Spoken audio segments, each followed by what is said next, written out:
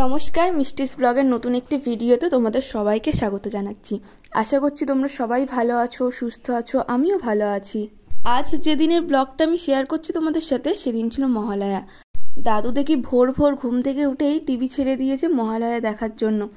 আমিও ওই জন্য ঘুমের ঘোরে ঘোরে একটুখানি উঠলাম, উঠে সবে ভিডিওটা অন করেছি যে তোমাদের সাথেও একটু শেয়ার করি।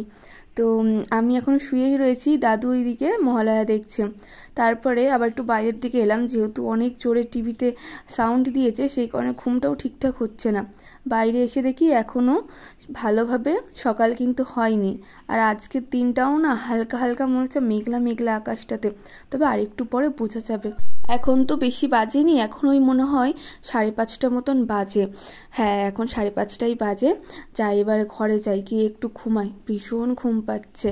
কালকে রাতে তো অনেক ইয়েতে ঘুমিয়েছি দেরি করে, প্রায় 12:30, 1টা 1:30 বেজে গেছিলো হয়তো ঘুমাতে ঘুমাতে আমার। আমি অত টাইমটা দেখিনি আসলে। এখানে এসে না এবারটা আমার ঠিকমতো ঘুমই হয়নি। আর এবারে দেখো মহালয়া চলে আসলো।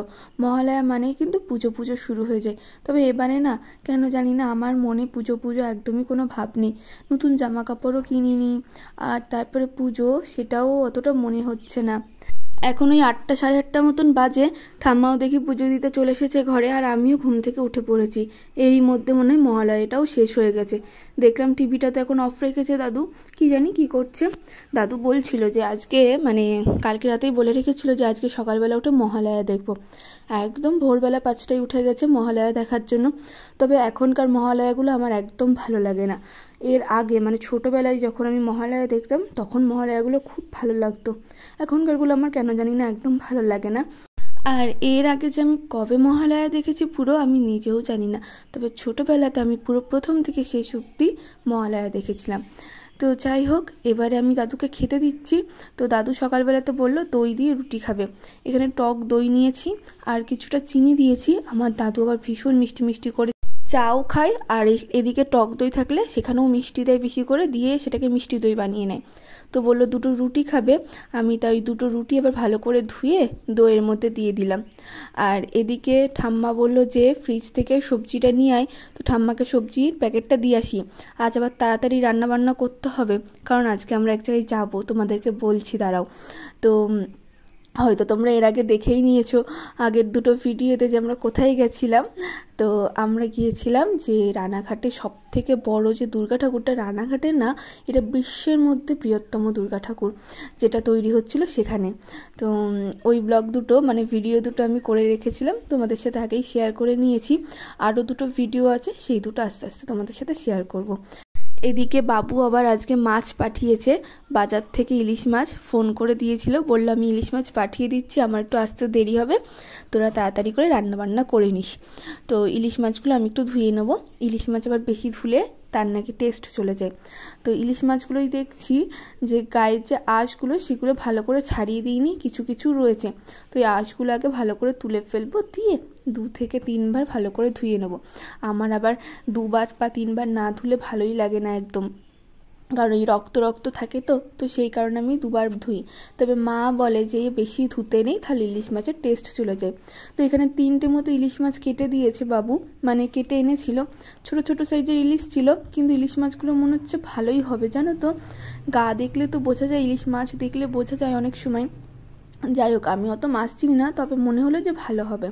তবে খাওয়ার সময় বলতে পারবো যে কেমন লাগছে।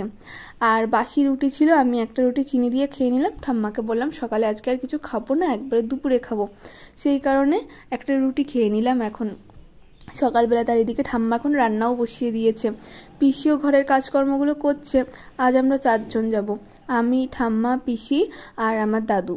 তো এখানে এখন আমার ঠাম্মা করবে চাল কুমড়োর তরকারি। আমার ঠাকুমা তো আবার নিরামিষ খায়, সেই কারণে আর কি আগে নিরামিষটা করে নিচ্ছে। বড়ি দিয়ে, আলু বড়ি দিয়ে চাল কুমড়োর তরকারি করবে, আর সবার শেষে করবে ইলিশ মাছের ঝোলটা।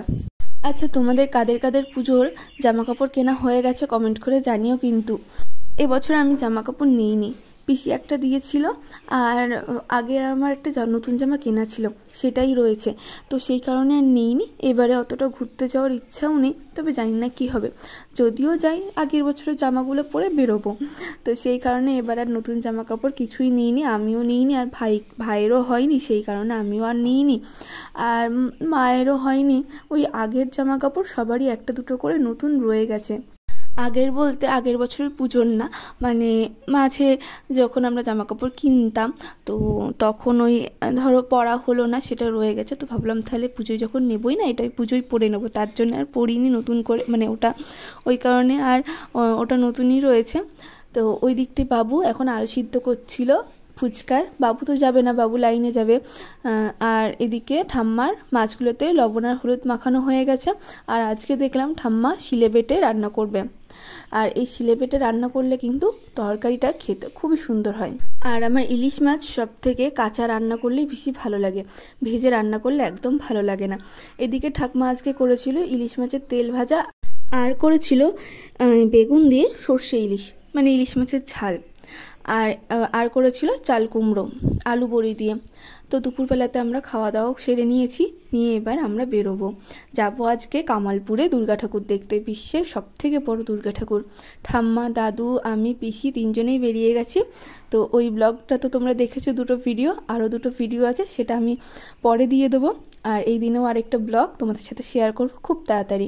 তোমরা যারা নতুন আছো আমার চ্যানেলে, তারা আমার চ্যানেলটা সাবস্ক্রাইব করে দিও, আর পাশে থাকা বেল আইকনটি প্রেস করে অল করে দিও, যাতে আমার চ্যানেলে আসা প্রত্যেকটা ভিডিও নোটিফিকেশান তোমাদের কাছে আগে পৌঁছে যায়।